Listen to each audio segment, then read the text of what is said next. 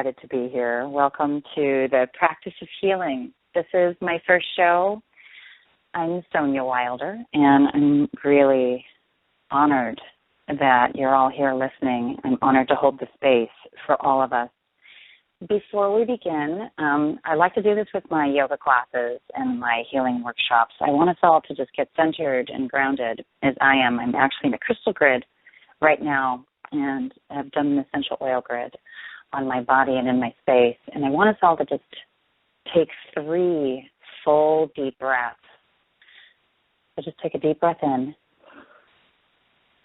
and let it out. Deep breath in.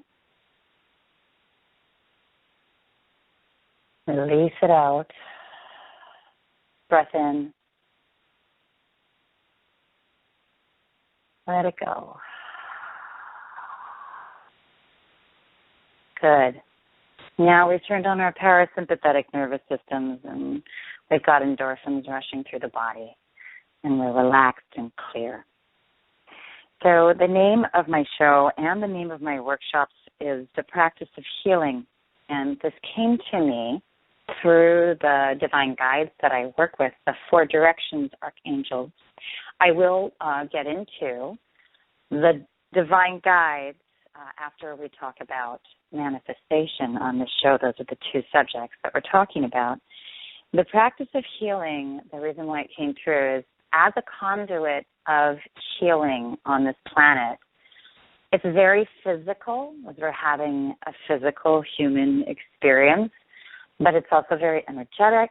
The emotional body plays a part, the mental body, and then all of the light bodies. And there's many bodies. There's a practicality to healing. And there are tools. There's actually a practicality to clairaudience, the ability to hear higher realm. There's a practicality to clairsentience, the ability to feel, a practicality to clairvoyance, et cetera, et cetera. And these tools are accessible to me. I'm learning more and more tools every time I teach a class, every time I take a healing client, every time I work with a yoga private client. And every time I work on myself as well, which I do every single day. It's a practice I do with myself, and I have for years. I do have a daily yoga practice I have for almost 19 years. It's crucial that I have this. And as healers, as light workers, the official title that I like to use, it's important that we practice with ourselves. You have to start with you, or else you'll have nothing to give to anyone else. I love using that wonderful airplane visual of an analogy. If you don't put the oxygen mask on yourself first before you're going down, you certainly have nothing to give to anyone else. You can't put the mask on anyone else. So you have to take care of you first. Self-care is key. So I'm teaching my first workshop, The Practice of Healing, Saturday, November 7th at 1 p.m. And at the end of this program, I will give the contact information, and then I'll give you my email so that you can contact me and sign up and pre-register. I'm excited for it. So today we're talking about manifestation and the guides. I will also take callers for questions, and I will channel the answers from my divine guides and allow your guides to come in. And I will share who those guides are after we talk about manifestation. If you want to ask a question, you can call 713-955-0415 and press 1. Again, that number, 713-955-0415 and press 1. My producer, Kelly, amazing Kelly, I bow to you, will receive you and prepare you for asking the question. So I will be very excited and open to receive any of you that would love to come into the program. So I want to talk about manifestation first. I want to talk explicitly about what it is, because not everybody's clear. And I want everybody to know that this is something that I'm always working on improving. There are deep techniques, specific techniques to manifesting, and it's a game. That's what's really fun about it, is it is a game, and life is a game, and, you know, your external world is your holographic image, and you're manifesting that. So when I really understood this, not just in my mind, in my brow chakra, but also when I really opened up my heart chakra, and really felt this is profound for me. And when I realized that I am creator in the body, that I am an angel, that I am an archangel, that I am an ascended master in the body, which we all are, it is very profound to realize this. I suddenly got giddy, this was many years ago, in the deep process of my awakening and fully becoming aware. And it was like, oh my gosh, you know, I can play around with this.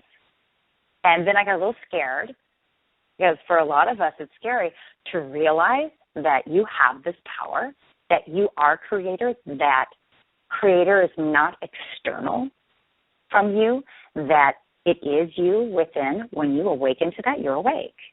You know, you get it. Hey, I created this body. I created my family. I chose them. And I am a manifestor. And I can change this universe. Okay, so that was exciting for me. For a lot of people, that's scary. It's overwhelming. And I want to share with you my perception of why it's really exciting and why it's really fun, so I can inspire you, hopefully, to shift. If you're feeling like, okay, this is really scary, I really like the path that I'm living in, but it's not working for me, or some of you are like, okay, this is not working at all, I'm in total hell, and how do I get out of this? You really need to shift your perception on it being a game. And manifestation is one of your greatest tools on how to shift it. So when I was in a really dark hologram years ago, when I was in a dark space in my life, and everything just was not working for me at all, and this went on for years and years and years, like it wasn't working. And my words, everything that I was speaking was very dark, very critical, just awful. I was just damning, you know, the people in my life that I thought and I felt were holding me back. I wasn't seeing it as they're just reflecting this darkness within me.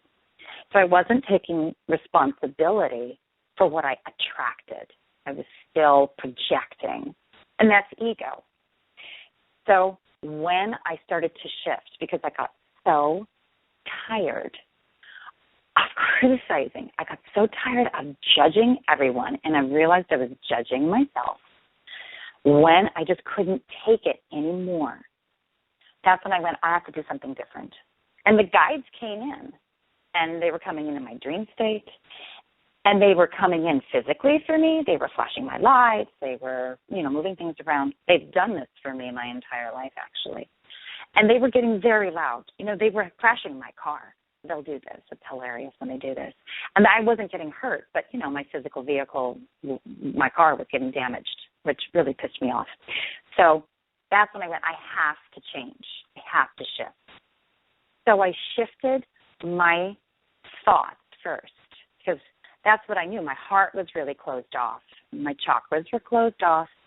Now, the feedback that I get from people that were in my life at this time was they didn't see me that way. I mean, they saw me critical. I know they did, because we've talked about it. But they didn't see me in the way that I saw myself, as dark and emaciated and just really judgmental and harsh. That was the way I saw myself. And I would look at myself in the mirror. I knew I loved myself, but I was just seeing this shell of what I really, you know, what I really could be. I was seeing the darkness. And I knew that I had all this stuff to give, this light, this passion, this teaching. I knew it. I love you. It felt like a lie. You know, there's a lot of techniques on fake it until you make it. A lot of people don't like that, and that's okay. You don't have to like it. It does work. I love you. And I started sharing that with people. I started realizing, okay, if I'm going to manifest, if I'm going to attract to me people in my life who are going to show me my love, I'm going to have to start saying this to people. So I started using the phrase love and light. I mean, it sounded genuine coming from me. I felt kind of like, oh, I'm being kind of like a yogi hippie here, and I don't really like that label. But I started saying love and light to people. Oh, thank you, so much love and light to you. Anytime somebody would show me gratitude, I would say love and light. I started to acknowledge gratitude. And within just a few weeks of doing this consistently, every day, I noticed a lightening in myself. I lightened up. I noticed I felt better, and I noticed people started coming in to me on a daily basis, thanking me more, complimenting me more. And I went, okay, we're on to something here. I started to feel better, and I started to lift out of this darkness. I shifted, and I had to consciously think all the time, which does get exhausting for the brain to do because you have to be consciously aware of your thoughts at all times. I started thinking all the time of what I wanted. I started thinking about what I desire. What do I want? Let's focus on what I want. Let's not focus on what I don't want. And, you know, I had a lot of help. I listened to Abraham. I listened to Positive Thoughts and Reinforcement, Marianne Williamson. All of that was a part of my world, and I was using these tools. There were more. Louise L. Hay, I mean, you can give the credit to all those wonderful first indigo light workers that came in. And I just started going, no, any time a negative thought would come in, man, I had to be so consciously aware of that. And I would switch it to, no, this is what I want. I want to be free of this situation that I'm in. I want to be free of this darkness. I want to teach. I want to teach yoga. I want to live freely. I want to be with my 3 kids and myself and just be free all the time. I want to love everyone all the time. I just want to give love. I just want to feel good. And so I focused on that. My brain would hurt. After several hours, there'd be a little bit of an ache. But it worked. Within 3 months, and this was in the end of 2011, within 3 months, I saw a significant shift in my life. I was attracting people who were then supporting me in a very heart-open way. I started to soften in my personality. I started to feel better about myself. I started to feel joy. And I realized I'm manifesting. I'm getting this. Okay, let's go further. December 21st, 2012 came up, you know, the big awakening, the big ascension. And I was doing some very deep internal chakra work with some healers. And that was a big deal. And that energy came in from the 21st of December 2012. And I really felt that energy come in. And then it became easier for me to shift my thoughts into, all right, let's just call in all of this positive energy. Like, I'm going to start writing down, and it's important to write intentions. I started writing down what I wanted. Okay, let's write down what we want. I want such and such and such and such and such. And then I was told by the guides to express gratitude. And I'm grateful for this, as if I have it, as if it's already here for me. Thank you. I just saw a nice cobalt blue orb to confirm this. It's so key that you show gratitude when you're manifesting. You ask specifically for what you want. Write it down. When you're writing it down, you're spelling. You're casting spells, setting an intention. The words you speak are also casting spells. So it's so important that you speak clearly and that you are consciously aware of your words. If you're going to repeat your words, make sure it's what you want. Tell everyone what you want, what you're writing down. I have such and such and such and such, and I'm grateful for this. When you show gratitude, you are opening up your energy to receive it. That's what gratitude does. It's a key in your tool, in your manifestation process. So I was doing this, and then everything shifted. By January of 2013, the end, huge shifts. Certain situations came in, certain people came into my world, and I was scared to death. I was scared of this power coming in. I was scared of what I'm being shown. It's common to have fear of your light being shown to you, of the immensity of change. Now, as a Gemini Virgo, I love change. I thrive on change.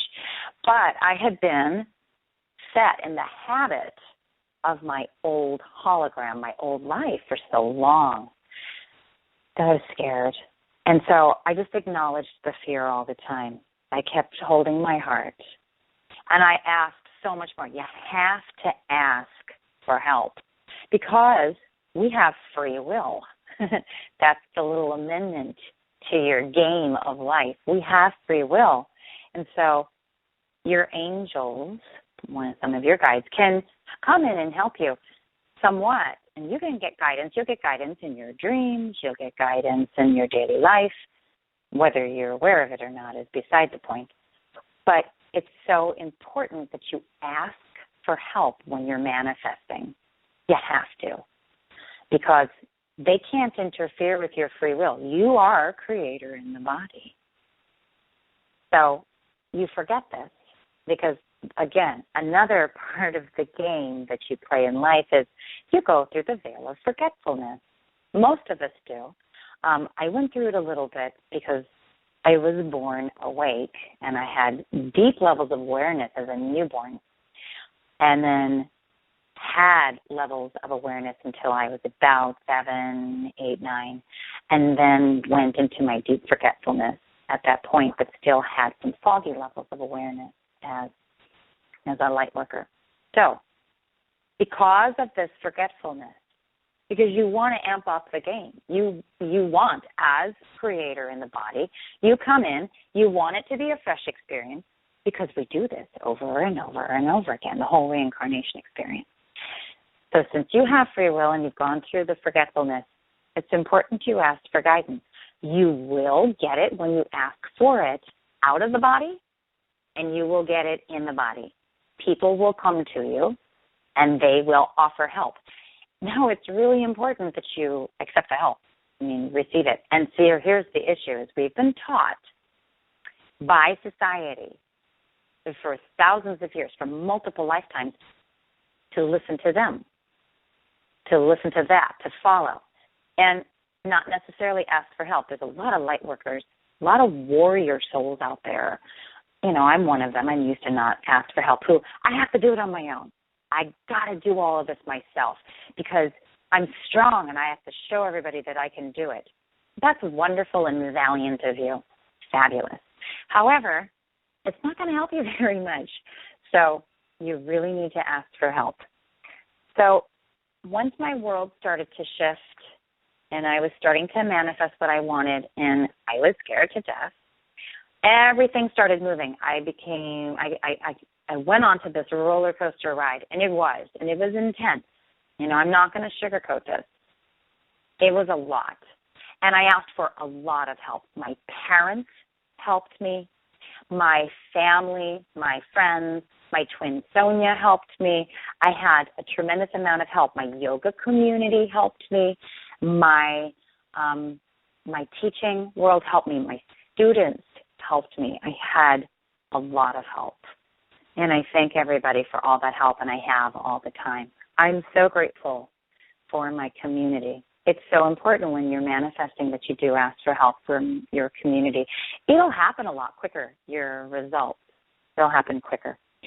So as I'm moving through 2013 and I'm really figuring out this manifestation and I'm going through these shifts within my body and my energy, I was going through what I call upgrades. A lot of healers will describe this as upgrades.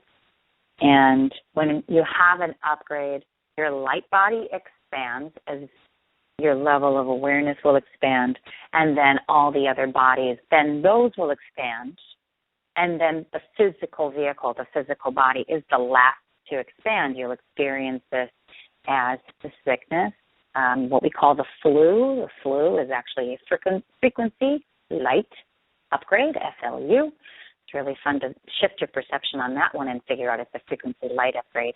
It's not fun to experience them. They can hurt. They can make you sick and vomit. Any chakras, any old emotions you're holding on to, you will purge in both directions of your body. But this is a key to manifestation. You will upgrade. You'll start to experience an acceleration in your body. You'll experience anything. The throat chakra will clear. The brow chakra will clear. You'll have headaches. You'll have sore throat. The crown chakra will clear. You'll experience head pressure. The brain hemispheres will start to merge. The medulla oblongata, the frontal lobe, these things will expand, and it hurts. The neck muscles for the throat chakra, that will hurt. There'll be pain. The eyes will have pain because your inner vision's opening up. But it's so important to understand you have to go through these upgrades in order to become more of a master, to become more of a creator, to have deeper levels of awareness. I'll tell you, when I'm in it, and I'm calling my crew, I'm calling my family, and I'm like, just kill me. And they know, and if they're listening, they're hopefully laughing at that. I just had a big upgrade, actually, a little over a week ago that almost killed my body. And it was very hard. But it definitely shifted me and brought me into a different personality mode and calmed me down, prepared me for this show, prepared me for the workshop coming up and all the other things that are coming to me, because I asked for them. And I really desire this. It's my job as an awake being of light, as Goddess God in the body, as a channel, as a healer, to serve the collective consciousness. I have no needs.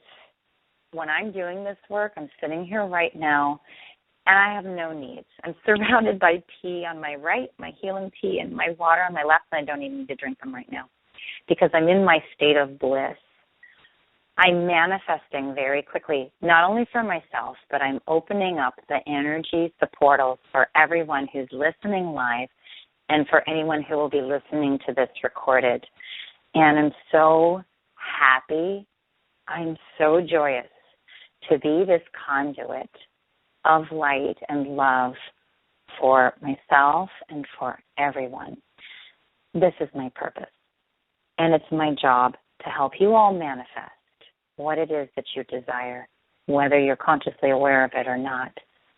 I love my work, and I love creating. I love bringing all of this in. So I was told a little over 25 years ago when I lived in New York and I was training for Broadway as a performing artist. I was acting, I was singing, I was dancing. I was a teenager. I was 19 years old. But I was working with an amazing healer who came into my world, as they always do. And she brought me one evening in the Upper West Side of Manhattan. She brought me to a Vedic astrologer. His name was Ostaro. And I kind of felt like Keanu Reeves in the first Matrix, who was brought into the kitchen and the healer was making cookies. And he doesn't know why he's there. It felt like that. I walked in, and I'm in this room, and she's giving him my birth date. And I'm sitting down, and he's surrounded by these books. And I'm just going, okay, what's going on? And I don't really know because I'm just focused on being famous on the stage. And she presents me to him, and she says, this is Sonya. And I'm like, okay, is this supposed to be a big deal? I don't really know what's going on. I look at this man, and he's very Indian and very interesting. I could feel his energy. Now, I wasn't feeling energy a whole lot back then. I was pretty stuck in the ego. And he says, sit down. And he asked me to show him my hands. I'm looking at my hands. I'm like, okay, he's reading my poems. How cool is this? He's looking at my chart, and he's pointing at key places. Now, mind you, I was just introduced to Western astrology, tropical astrology by my brother, and so I was totally into that. And so what this man was doing was actually utterly fascinating to me. And he says, I see this. And I was told not to speak. My guide was telling me not to speak in the body. So I want to ask, you see what? But I couldn't. So I'm just open to receive. And he says, you, in the year 2014. I'm like, whoa, like the Jetsons, the future. Okay, here we go. He says, you will be going to see John of God, a transmedium channel in Brazil. But that was overwhelming for me.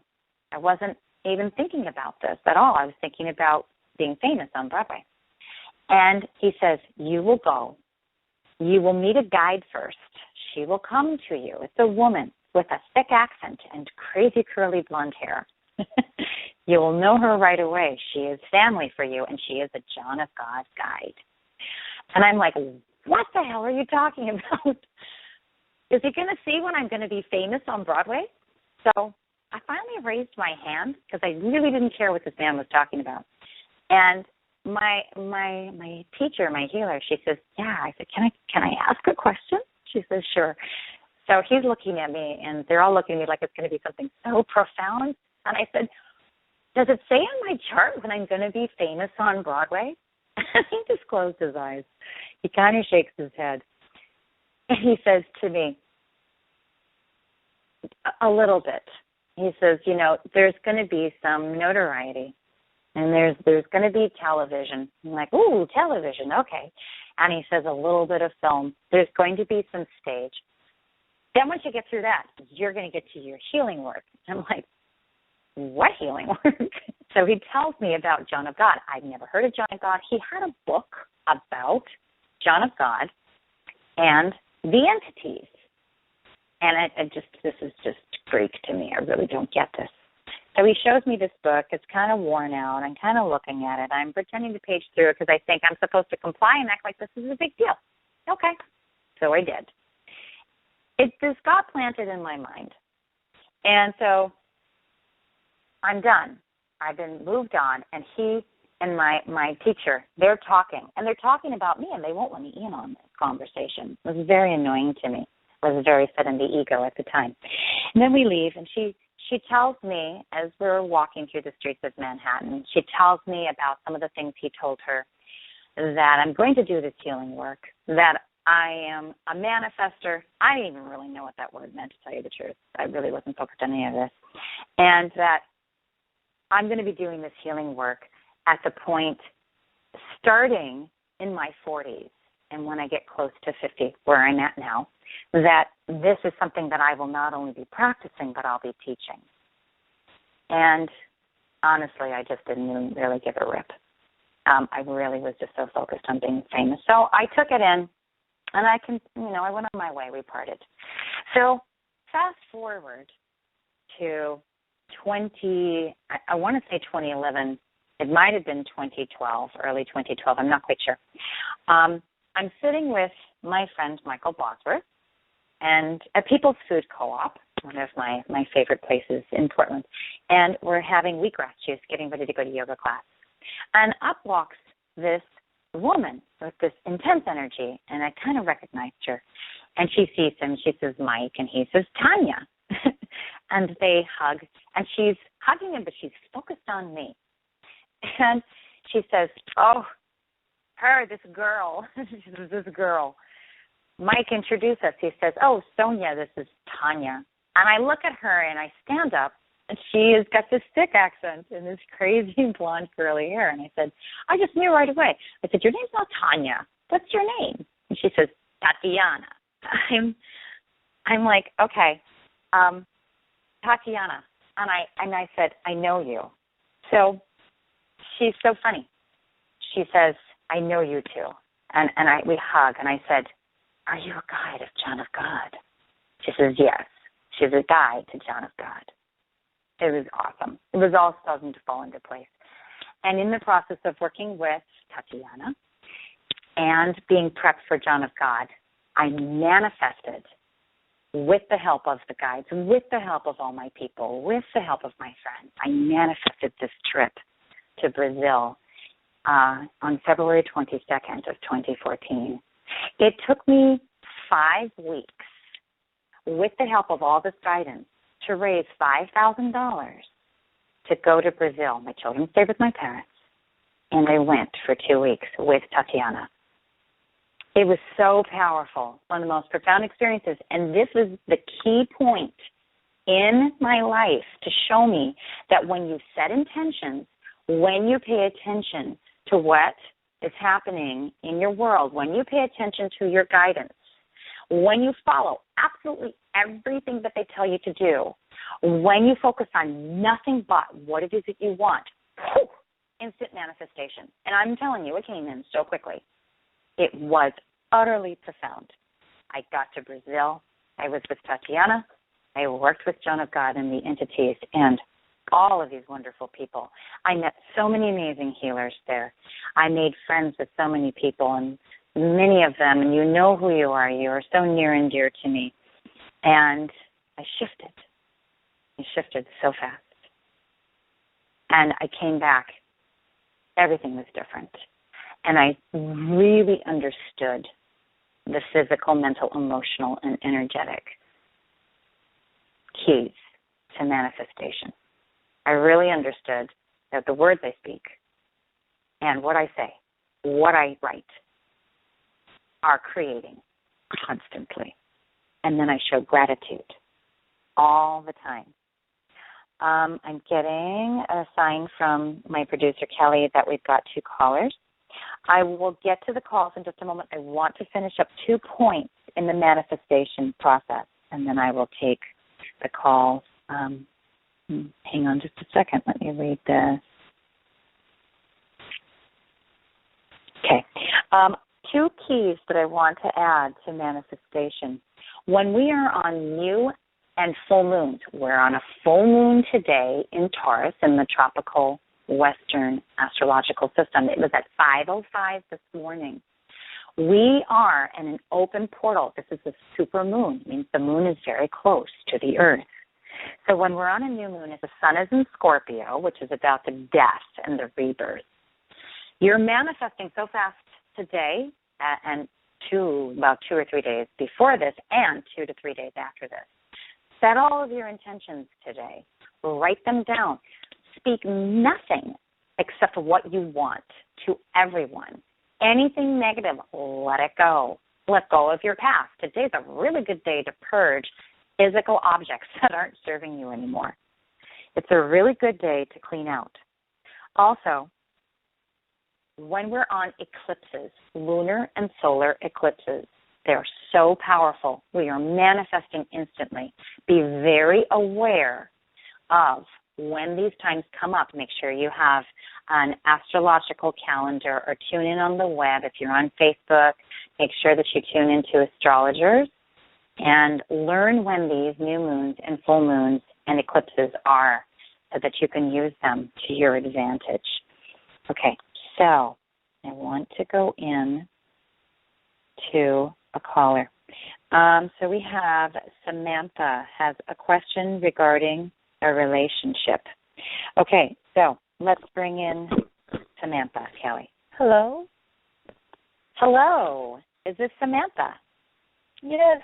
Thank you so much for taking my call. Oh, thank you so much for calling, Samantha. I'm honored. How can I help you? Yes. Well, I really would like to know if you see a really great guy coming into my life. I know I have healing to do, and I've been doing the work, and I would really appreciate a wonderful man coming in, and I'm wondering what you see as far as that. You're asking for a man to come in. Do I have that correct? Yes. Okay. Samantha, do you love the masculine within yourself? That's the question that's coming in. Do you love the masculine within yourself? Yes. Good. And is that reflected in your external world? Do you have men in your life that are very loving and that support you? Yes. Wonderful. So you're already doing this work of loving the man within, because that is how we attract the people that we want into our world. So because you love the masculine within you and you have these supportive men, ask for a man to come in. You can write down on paper. You don't have to write specifics like, I want him to be tall, I want him to have this color hair. That's really not important. What's important is you're asking for a beautiful man who is supportive, who loves himself, who is stable within himself and centered, who will also do the same for you, who will love you for who you are, who will celebrate how beautiful you are, because you see that within yourself. This man you're asking for is the greatest, highest compliment of you. He will show you all of your beauty, and he's ready to do the work within himself, looking at your beautiful reflection every day, and you are willing to do the same. So when you do this man will come in very quickly, especially when you ask for this today and in the next couple of days on this full moon in Taurus. Right now, we're asking for our highest relationship to the self. So do this and be open to receive. Say thank you so much to universe, to source energy, to the guides, whatever word that you use for creation, open to receive with gratitude. And get yourself out there socially. You know, what is it that you love to do? Be very social, and you will attract this man so fast. I feel this man coming in for you. I'm getting by the holiday time of December, they're showing me. How does that feel for you, Samantha? That feels wonderful. Yes. I want you to focus on just being really open and joyous within yourself and celebrating the beautiful men in your life, really seeing them and their beauty and sharing that with them, telling them, thank you so much for being in my life. Thank you so much for supporting me. Whomever you have in your life that's a man that's beautiful and supportive, thank him for that. Love all the beauty in him. Acknowledge that in him. Show him gratitude, and you're going to attract so many beautiful men into your world. They're going to come in, and it's up to you. You're going to get multiple men that will come in, I promise you. So to you to decide on the man who your heart feels really connected to the most. Because when we do this work, I promise you this happens to me. I have so many men coming into my world. And so it's like, we don't need a man. None of us ever need anyone. You have this man within you already, so it's not a need. It's a desire. And I really want to acknowledge this because this has come into my world. This has come in through my meditation, and then it was reflected to me externally through several friends, especially my friend Marcio. My friend Marcio was sharing this with me lately. We don't need, and it was something that I was resisting. And he was really presenting this to me strongly. We don't have needs. We have desires. Everything that we need, we already have for ourselves. And he's correct. So I want you to really understand this. You're asking for this beautiful divine reflection on a daily basis. And he's coming in. He's already coming to you. And it's important that you see this beauty within yourself and that you're open to receive him. But make sure that all these men that you're going to attract, make sure that you're very discerning with them, that you really are open to receive the man who's going to celebrate you fully for yourself and who you are. Do you understand that? Yes, I do. It feels good. It feels good, doesn't it? Yes, it does. And your energy, it calmed down.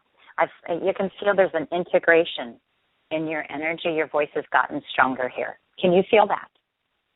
Yes. You're very beautiful, Samantha. I can feel your energy. You're very beautiful. And you're doing beautifully. You're doing wonderfully. Thank you so much. Oh, you're welcome. Thank you.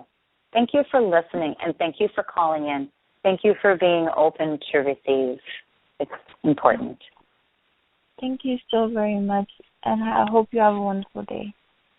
Oh, I will. I'm all ready, and you will too. Enjoy the full moon energy and your manifestation. Thank you so much. Bye. Bye-bye. We have a second call from Camilla, who would like guidance for her progression. So, Kelly, if you could bring her in. Hello. Hello. Is this Camilla? Hi. Yes, hi. Hi. Thank you for taking my call. Oh, you're welcome. Thank you for calling in. How can I help you? It's funny. I was actually very much relating to your earlier segment, just when you were talking about what you were going through, like the kind of transformation. And I feel like that I'm going through that time in my life right now. I'm just really trying to kind of transform so that I can reflect what I want to reflect outside, and I know that it comes from the inside. So, I don't know if you do general or, how you do things, but it's kind of stagnant in all areas of my life. I think it said you did numerology, so I'm in the 7th year. And you're at the end of the I just cycle. feel like so it's hard because I don't see any movement. I'm trying to do the internal work to see the movement, but like in terms of work and relationship, there's stagnance. And in addition, I've got some family stuff going on with my parents, which is been pretty hard to watch too, which I also think is a reflection of the inside. So I'm trying to heal everything so that I can kind of just have what I want and be healthy,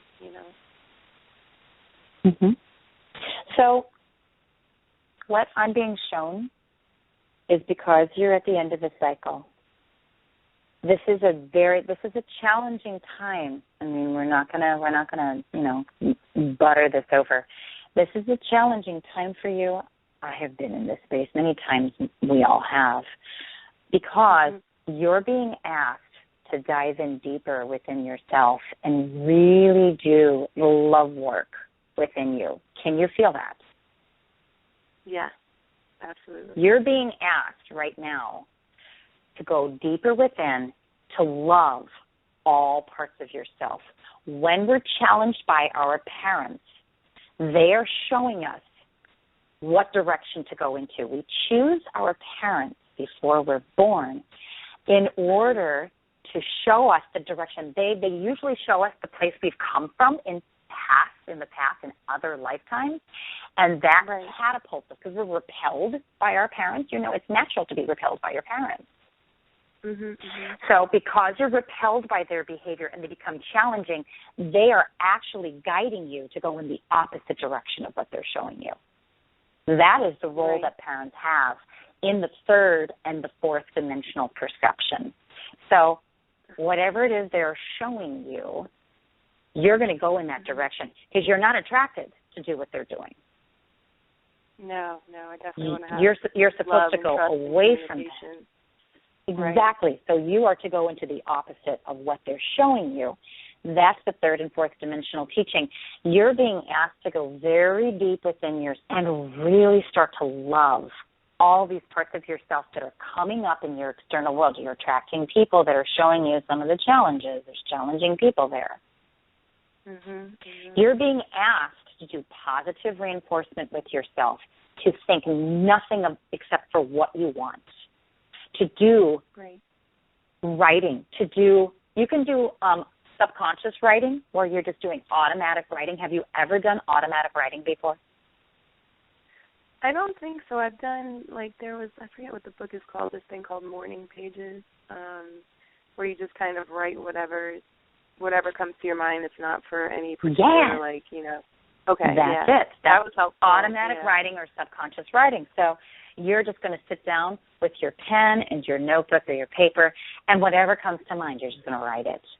And it's fascinating because that's your subconscious self, your inner child, that ego that really needs to be reintegrated into your being. That's what's talking to you. It's going to give you keys to what's happening with you and why it is that you're not attracting the happiness that you want. You're attracting what's being shown to you that you need to fall in love with, what you need to integrate into your body, what you need to accept about yourself. That's what happens when we don't enjoy our hologram, when we don't enjoy what we're attracting. You have to fall in love with those parts. It's hard, isn't it? Yeah, because I believe that, I've heard of like a method like that kind of called shadow work, and I'm just trying to apply it to me, like say for instance with my folks, I'm trying to understand what that's showing me, the shadow side of myself, if there's, mistrust or, anger or whatever, infidelity. Okay, so they're showing you that you need to trust yourself. They're showing you that you need to trust the passion that you have in life. When parents don't trust us, they're showing you that you have to learn to trust yourself. So the question is, what part of yourself are you not trusting? Right. Now you're saying when they don't trust us, what if they don't trust each other? Is that also? Well, they're not trusting each other, and that's showing you that you're not trusting yourself. Anytime that you're coming up with mistrust being shown to you externally, it's because you're not trusting yourself. There's a part of yourself that you feel like you're betraying yourself with. So, are you speaking about yourself badly to others? Do you cut yourself down? Are you being critical of yourself? Are you being judgmental of yourself? You're not trusting yourself when you do this. Yes, exactly. So it's, okay, I have to stop speaking badly about myself. I have to stop damning myself to people. That's your higher self and your soul coming in and saying, when are you going to love yourself? When are you going to speak highly of yourself? Because when you speak badly of yourself to others, you're just going to attract others who speak badly about themselves. And you get tired of that. It's like, gosh, these people are so negative. It's because you're being negative about yourself. Yeah, right? Yeah. I know we laugh because we're going, that's like so accurate. Energy vampires. And right, anybody who annoys you, it's because they're showing you the part of yourself that annoys yourself. And it's important that you accept the one who is annoyed. This is what I tell people in the classes that I teach when I say, okay, I finally fell in love with the critic in myself. Because I used to be very, very critical, and I'm like, well, somebody has to be critical. We invented criticism for a reason, didn't we? This is how I learned to accept myself. I was very controlling, and some people still think I'm very controlling now. But those are my two things, too. That's funny. Yes, criticism and controlling. Okay, so love the one who criticizes. Love the one who controls. Somebody's got to be controlling. We invented that quality for a reason. This is a great way to find a way to laugh at yourself. Well, somebody's got to be controlling, and I'm really good at it. So I might as well step into those shoes. I'm really good at being critical. I'm really good at being judgmental. So I'm just going to say, fine, I'm going to take that title. It brings you into a state of humor where then you can see it, and you're like, wow, okay, I see that, and you know what, that doesn't really feel good to me, to be controlling with everyone and be judgmental and be critical. So I'm going to accept that I'm that, and then now I'm going to look at the wonderful qualities. What are the opposites of judgment? The opposites are acceptance. I'm going to practice accepting everybody. Look at the opposite of the negative. I'm very controlling. I'm going to be very relaxing with everyone. I'm going to be really relaxed. Practice that for a while. What is it like to be really relaxed all the time? What is it like to just go, that's their issue, that's their problem, and I'm just going to sit back and observe them and let them do that? What does that feel like? Practice the opposite of it. Try it. It's about shifting your perception. Do you see? Yeah. Do you see that you can look at, okay, so you've got a tree in front of you, and you're looking at the tree from one angle, and you always look at that tree from, let's say from the north. You're sitting in the north, and you look at the tree from the north. And you don't like the way the tree looks from the north, but you're still sitting in the north looking at it. Well, hey, you can look west, and you can look at it from the west. Right. Oh, wow, it's actually kind of pretty from the west. Well, let's try it from the south. Oh, I even like the south vision better. What does the east look like? Yeah, that's not really my thing. Okay, how about southeast? there's so many ways that you can look at the same thing. So you're taking judgment and you're taking criticism, you're taking controlling. So look at it from relaxation and acceptance. What does everything look like when you're relaxed and accepting of it? You have to consciously practice these things. Right. So and you're the acceptance of those. Sorry, go ahead. Yeah. No. The acceptance of those what? I want you to say that. So in order to accept, we're saying, if I'm seeing these things play out, obviously it's because I'm not embracing it in myself. So I kind of just make light of it, and then I embrace the opposite. That's what I do. I want you to find humor with yourself. Humor is key. I want you to learn to laugh at your negative qualities because they're hilarious. I mean, if you could videotape yourself and see yourself just judging everybody, and I mean, this is why, this is why Hollywood makes these great shows, like The Office. I don't even know these shows because I don't watch them. I don't watch television, but people tell me, but Seinfeld. I mean, let's talk about that. That show's freaking hilarious because they're spending so much time just being so ridiculous with their negative qualities. Right. And we laugh at that. We love to laugh at stand-up comedians who are cutting everything down because we're really trying to find that humor within ourselves through these negative qualities so we can shift them. So, your judgmental self, oh, my God, it's just hilarious. Look at me. I'm just cutting everybody down. It's really what you're doing to yourself. Oh, the controller. And, of course, if your parents are showing these parts of yourself and they're just ridiculous characters, it's like after a while, don't be annoyed with them. Look at them they're like characters in my movie. Oh, my gosh, they're so ridiculous. They're so over the top with the controlling and the criticism and the mistrust. Well, I just don't want to be like that. Okay? I get it. I totally get it. So let's practice acceptance. Let's practice relaxation. Let's practice just allowing everyone to be them. Let's try to shift our perception to that. And I have to consciously practice because you're in the habit of judging. You're in the habit of controlling. It's habitual. Yeah. So if you write down, I am accepting, I am relaxed, I am allowing, and it feels good, and I'm grateful for allowing, I'm grateful for relaxing, I'm grateful for just seeing everyone for who they are. Thank you, thank you, thank you. Write this down and make sure you do it every day for a while. You have to write these things down daily in order to shift your mind, to shift the thoughts. You're reprogramming yourself. Do you understand? Yes, I you do. I do. Isn't that fun? So it changes it. It actually makes it fun. Yeah, it is, and I just really want to apply all of these things and get to moving. We're ready for my 8th year. This is how you apply it. You become consciously aware. What you speak is what you create.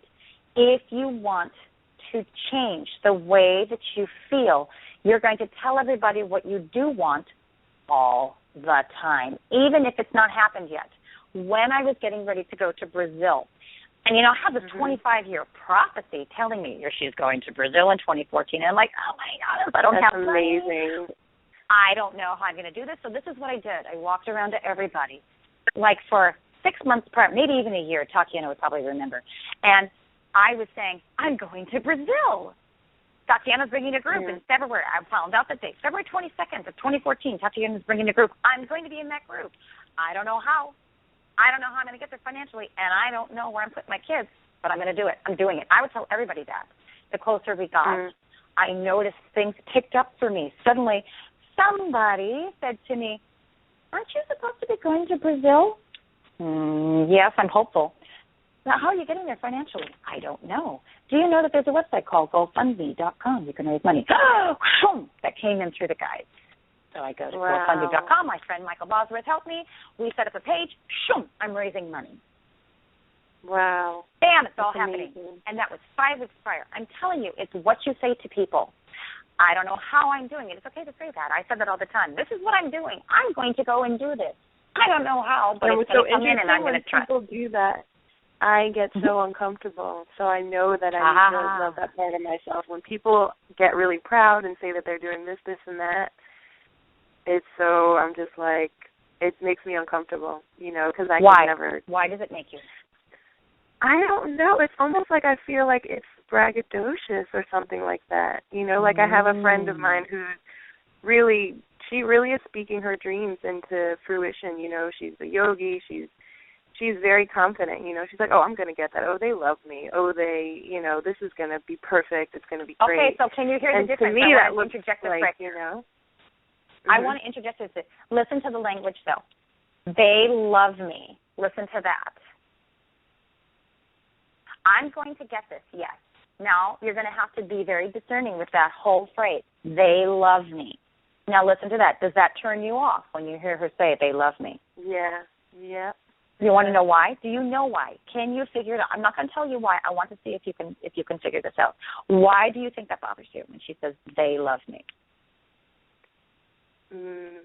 Self-love issues. Well, it's more specific than that because it's egoic. Ego, when you say, they love me. Now, there's a great confidence. Confidence and value is different from ego. So there's egocentricity, which is false confidence, because there's an insecurity with that. You know, oh, they just love me. No, it's about, okay, I'm going to do this. That's confidence that comes from soul, that comes from passion. And then there is this practice of gratitude of, this is what I desire, and I'm so grateful for the opportunity to do this. I'm not walking around going, okay, I'm going to do this healing work, and they all just love me. I'm saying, thank you for loving me. When I receive the love, there's the gratitude that comes from soul. Thank you for loving me. I'm so grateful that you've all come to support me. I really, really love you. And it's genuine. I tell everyone I love them all the time, and I really do. I love you so much. Thank you for your support. That comes from soul and higher self. Okay. Do you feel that? Can you feel that differentiation? Yes. So and I never understood why. Yes. Exactly. That's why. So we have egocentricity, and we're dissolving the ego. We don't need it anymore. It's a protection. It's a tool of protection that we brought in when we came into our bodies to protect us in the third and fourth dimensional perception, because there's a lot of attack. There's darkness, but we are coming out of that. The planet is actually in the fifth dimensional perception, which is the love space, the heart space. We don't need the ego anymore, so it's slowly dissolving and being reintegrated into the wholeness of your being. It's coming apart in pieces because ego wants us to ascend as well. Ego wants us up as well. Ego wants us to raise our vibration because we become oneness. You know, we finally come back into the perception of oneness. We're already oneness, but it's the perception that we're not. So we're raising the perception's frequency back into oneness again. So the ego, everybody loves me. That's insecurity.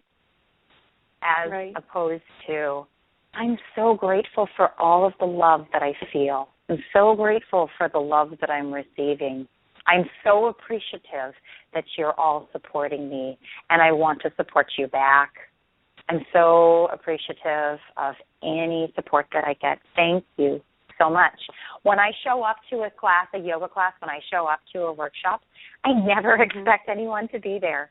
It actually always kind of surprises me when I show up, and it's like, wow, look at everybody feel. Like I showed up at a yoga class last night, and there were so many people there. I had 16 students, and it was great. And it was like, hey, you're all here and you're all back. Thank you so much. Wow, this is really awesome. Because the week prior I didn't have as many, and it was just the people who were supposed to show up, and it was like, that was great too. It was, you know, some of my friends, and it was like, well, this is wonderful. Thank you all for showing up every time. Every time I teach, and I teach all the time. I teach almost every day. It's like, thank you so much. Wow, you all showed up for me. How awesome is this? Okay, well, I'm just going to give you a really great practice. Do you see the difference? It's this constant state of gratitude, which leaves you open to receive. It feels so good, and you're giving them positive energy, and you're receiving positive energy. You're constantly circulating the heart. Yes, I definitely see the difference. That's the practice. It's a practice to show gratitude. It's a practice to speak only what you want. You really have to be consciously aware of your words. And I'll tell you right now, I'm not perfect at it. I still go onto my rants, and then I'm like, oh, geez, I'm ranting. Can I hear myself? Especially to my closest people. I'm like, oh, I'm ranting. I mean, we all have those. I have an internal rant for sure. Yeah, yeah. I have 3 planets in Virgo. I heard you say Virgo. I have 3 planets. You do? Okay, so I can relate. Yeah. I'm Virgo rising, and I have 2 other planets in Virgo. I get it. So the higher aspect of Virgo, so let's talk about this for a moment. The higher aspect of Virgo is service. First, serving yourself, the self meaning the soul and the higher self and your passions. Serving yourself first to meet your needs, and then you serve others with your passions. So that's the higher aspect, and also health. High health. Are you really taking care of your body in the healthiest way possible? Are you giving it the nourishment that it needs? The food? Are you giving it clean water? Are you helping it to rest? Are you taking time to connect with the community that's going to nurture you? Are you being outside enough? Because Virgo is earthly. You need to be outside. Are you active? Are you physically active? Virgo is a very active sign. Needs to move all the time. It quiets the mind when the body moves. Yes, I definitely need to get up on that. See, this is another key for you in your self-exploration, because when you are meeting your physical, mental, emotional, spiritual, energetic needs, then you have all of that to give others. Then it's going to be easier for you to shift from critical, controlling judgment to I'm here to serve you. How can I help you? How can I help you? Mother Teresa was a Virgo. Look what she did. Powerful stuff. Powerful stuff. Jack LaLanne was a Virgo. Look what he did. Oh, really? I love him. Oh, yes. It's like, I'm here to inspire you. I'm here to help you. I'm here to serve you. This is the healthiest thing I can do. How does this help you? How can I make you feel good? Right. And I think the key, like you said, is helping yourself first, and that's where you have to. You have to serve yourself. Again, the plane's going down. You have a child sitting next to you. You have to put the oxygen mask on first before you can help this child. Yep. You're dead if you think you're jumping in the water to save somebody from drowning. You throw them the buoy and you hold onto the rope and you aid them. You never jump in. They'll kill you. Right. You must serve yourself first. Okay. It's key. Is this helpful for you? Yes, and I thank you so much for spending so much time with me. I really appreciate it. It's been really, oh my helpful. God, are you kidding? It's such a pleasure to talk with you. It's an honor. I'm just so excited that you're listening, that I can help you today. In any way. Absolutely. This is what we're here to do. Wonderful. Well, you are as well, and I want you to know that you're beautiful. Your energy is amazing, and there's a huge shift for your energy as we were talking, and now there's a new direction for you. There's a new focus. There's a new portal that's opened up for you. Can you feel that? I can, actually. Your voice has changed. Your energy has changed through the phone. You sound more centered. You sound more focused. I'm out of my head. Yeah, I want you to open your heart. I really want you to open your heart. I want you to love yourself. I want you to go into your mirror every single day and look at yourself and tell yourself you love yourself and how beautiful you are, because you are stunningly beautiful, and you're going to start to see physical changes very quickly when you do this every single day. I want you to focus on nothing but how beautiful you are and how loving you are and how much you love yourself. And I want you to tell yourself, I love you. I do this every day. This is key work in shifting your perception. Right. I want you to do this. Okay. Just look and say I love you. Good. I'm so beautiful and I love you. You are so beautiful. You can say it to yourself. You're so beautiful. I love you. I support you. I serve you. Ask yourself every day, how can I serve myself? What can I do for me today? What am I doing in order to keep me so balanced today? Right. And you said just fake it till you make it right, because sometimes it's hard to look and not look at, unfortunately, the imperfections physically, which I know is lame, but sometimes I get caught up on that, like, oh, look at your nose, look at this, look at that. Okay, so here's the key to that, because I've been sharing this with a lot of people lately. This came in my spiritual retreat that I taught last month. So here's the key to that. When you see your imperfections, because you will, your imperfections, the parts of yourself that you don't like, it's a newborn baby that's been abandoned. So let's look at criticism. Criticism is a newborn baby lying on the side of the road or lying in front of you, and no one's picking it up. If you saw a newborn baby lying there, no one's picking it up and it's crying, would you walk past it? Absolutely not. You would go and you would pick up that baby because it's crying and it needs to be loved and held, and you would hold it, you would calm it. That's what criticism is. Your criticism is a newborn baby that has been abandoned. Oh, my light just flashed. Yes, thank you. It's a newborn baby that's been abandoned, and you must take care of it. You must love the newborn of criticism. Judgment, same thing. Controlling, same thing. Any imperfections that you have, it's a newborn baby. It's been abandoned. No one's loving it. It's your job to love it. It's your job to soothe it. You hold it to your heart. And literally you can visualize this newborn just being completely brought into your heart. It dissolves right into you. That's your part of your ego that you're suddenly integrating. It becomes a part of your heart and you love it. Criticism deserves love. Judgment deserves love. Controlling deserves love. Right. They don't deserve damnation. They deserve to be loved. Right. Everyone deserves love. And like copious amounts of love all the time. Right. Absolutely. Very true. Absolutely. Got it. I want you to practice loving this. Yes, you do. I can hear it. You sound stronger. You have to love all these parts of yourself. You have to. It's time. Because you deserve so much love. Yeah. Well, now I know. Just make light of it.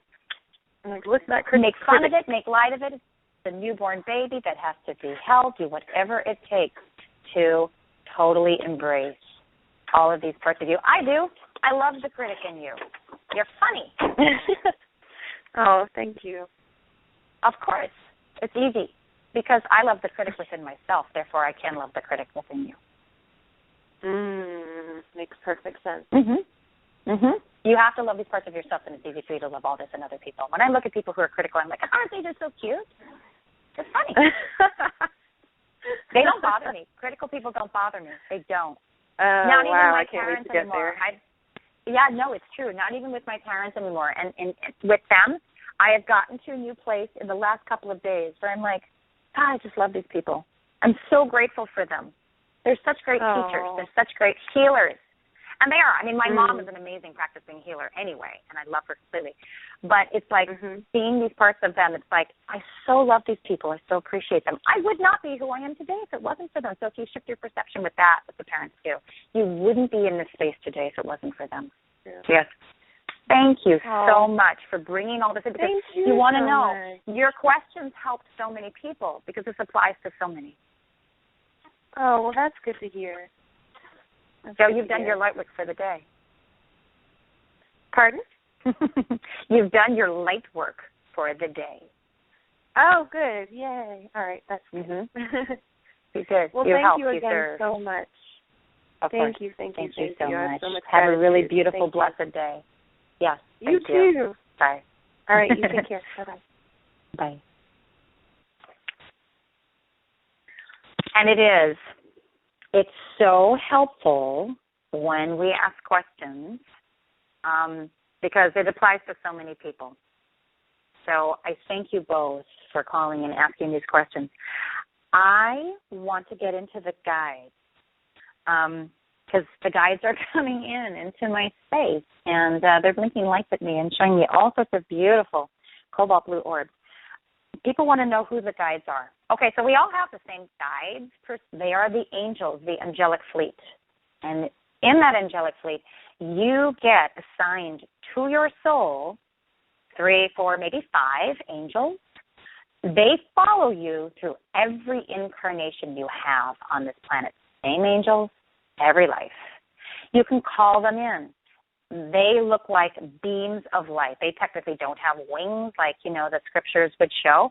I see my angels. I've seen other people's angels. They're these beautiful beams of light. Sometimes the light is gold, sometimes the light is silver, sometimes it's white, sometimes it has colors.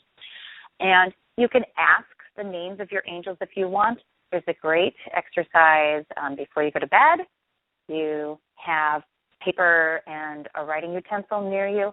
You ask for the names of your angels before you fall asleep, and when you wake up, whatever name's in your head, write it down. Do this 3 nights in a row.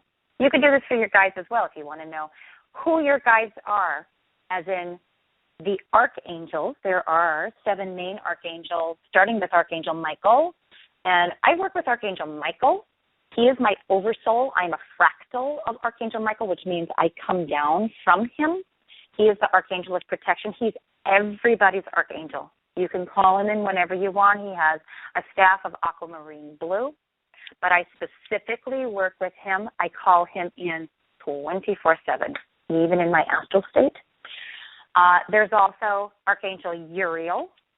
And Archangel Uriel is one of the 4 Directions Archangels. These are the archangels that I channel. Archangel Uriel is the Uriel, Uriel. L means of God. So it's a Uri, and then there's a hyphen L if you're looking at the Hebrew name. But then we put it all together, Uriel, Uriel. He is the Archangel of the North.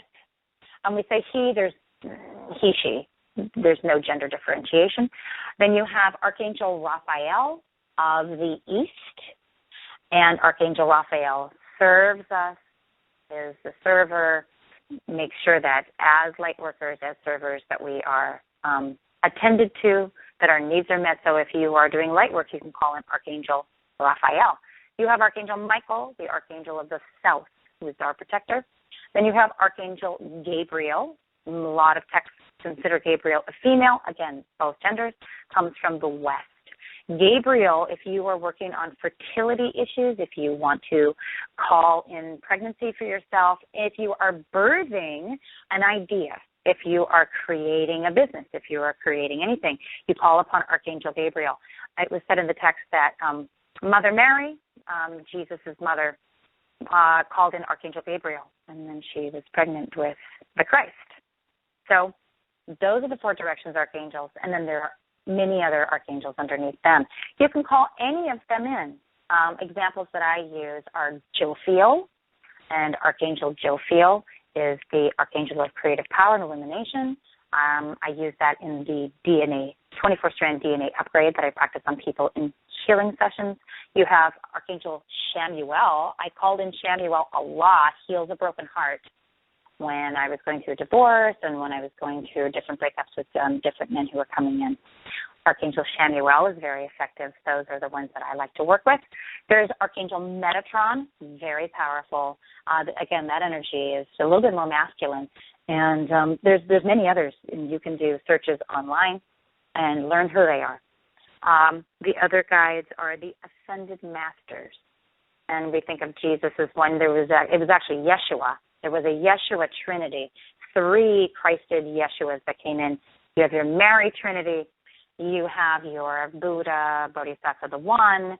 You have Kuan Yin. You have Muhammad, Krishna, Meshu Sama. You have Isis Osiris. There's so many Ascended Masters. There's a lot. And you can call them in. You can call them in individually. You can call them in as a collective. You also have the High Council of the Galactic Federation of Light. You think Star Trek, that's kind of a prototype of that group, and they're vast. From what I've been told by the guides, there's over 200,000 soul groups in the High Council of the Galactic Federation of Light. I am very discerning with that. I've just recently experienced in my last upgrade that I had a not-so-kind galactic group that had me in a lock and were upgrading me, but in a very harsh way, and it almost killed my physical body. So I am now very discerning about who I call in. I know that I can trust the High Sirian Council from the Sirius star system.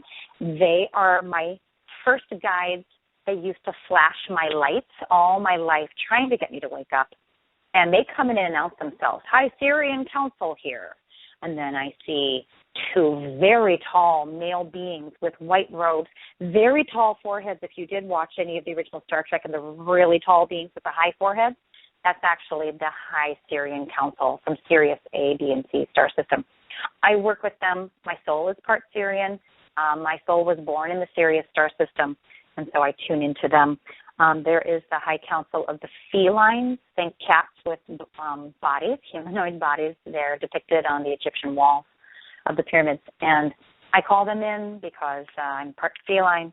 And I also call in the High Council of the Arcturians, beautiful, high vibrational beings, very loving. I call in the High Council of the Andromedans, again, very high vibration, very clear. And there are a few others that I call in. You can ask before you go to bed who your high galactic councils are, and names will come in. Write them down even if they seem weird, seem odd. They're there to help you. They're there to aid you. And you can call them in specifically. Always make sure when you're calling in guides that you're calling in the highest white light beings. And you can just say this: I call in the highest, most benevolent, most loving white light beings to come in and be present, please. Thank you so much for coming in. It's okay if you don't feel their presence. They're there. Eventually, as you awaken to yourself, that you are a creator having a human experience, that you are all love, you will start to feel, see, hear them. It will happen. It just happens naturally. The clairvoyance, the clairaudience, the clairsentience really starts to tune in, and you can sense them. Sometimes they'll come, a lot of times they'll come in the dream state. They will show you numbers on the clock. If you have recurring time that you see, an 11:11, a 2:22, a 3:33, 4:44, 5:55, 7:17, 3:38. If you see them constantly, that's your guides talking to you, and you want to pay attention to that. Look on the web for the number meaning. Just Google angel numbers or the meaning of this number, and websites will come up for you. And you can see what they're trying to tell you, because you'll see those recurring numbers because they have a message for you. It's very powerful work. You'll see license plate numbers, the same ones. You'll see it on the bus maybe. You'll hear it in your mind. These are your guides talking to you. Pay attention to flashing lights. That, it's not a light bulb shortening out. Pay attention to the specific animals coming up to you. That's your guides giving you medicine, animal medicine in Native American lineage. Pay attention to the little things, coins being left up for you, bird feathers, rainbows appearing in places for you, clouds that look like angels. That's kind of big. Pay attention to all these things. These are the guides talking to you. So, on that note, we don't have any more callers. So, we are going to complete the show. I am going to share with you, again, my workshop coming up is the Practice of Healing. It is on Saturday, November 7th at 1 p.m. for 2 hours. The location is in Southeast Portland. If you want to pre-register and get more information, you will email me at Sonya, S-O-N-Y-A, Wilder, W-I-L-D-E-R, Wellness, W-E-L-L-N-E-S-S, at gmail.com, and we will get you pre-registered. I'll send you all the information, and then you can prepay for the workshop. It's very exciting. We're going to be really diving into manifestation. We're going to be using essential oils, crystals, divination or dowsing rods. We're going to be doing a lot of intentions and writing, and there's going to be a lot more. There's going to be amazing tools to share with you on how to specifically manifest. We're also going to be really diving into the guides and getting more specific with them. I'm going to announce my next program here, the Practice of Healing. It is on Tuesday, November 10th at 11 a.m. And I'm excited. I don't know what we're going to be talking about yet. The guides will bring that to me. So I want to thank everybody immensely for listening, for taking the time, and for supporting me and for allowing me to support you. This work is so important. It's crucial. We're at Ascension. We're lifting the vibration of this planet, and it's time for us to come back together and be the oneness that we are having our individual experience. So I'm really so grateful to all of you. And I am so grateful to my producer, Kelly. I'm so in awe of you, Kelly. I thank you so much for everything and all of our work together. I'm just excited. And I want to thank Jennifer Elise Rogers, who has brought me to Kelly and brought all this into my world as well. She is one of the most beautiful goddesses that I've attracted, and I thank her. And I want to thank everybody, my parents, my twin Sonya, and all of my friends. Thank you so much. I'm so immensely grateful for all of you. The most highest blessings and love for everyone, especially today on this full moon in Taurus. Please set your intentions. Thank you. Thank you. Thank you.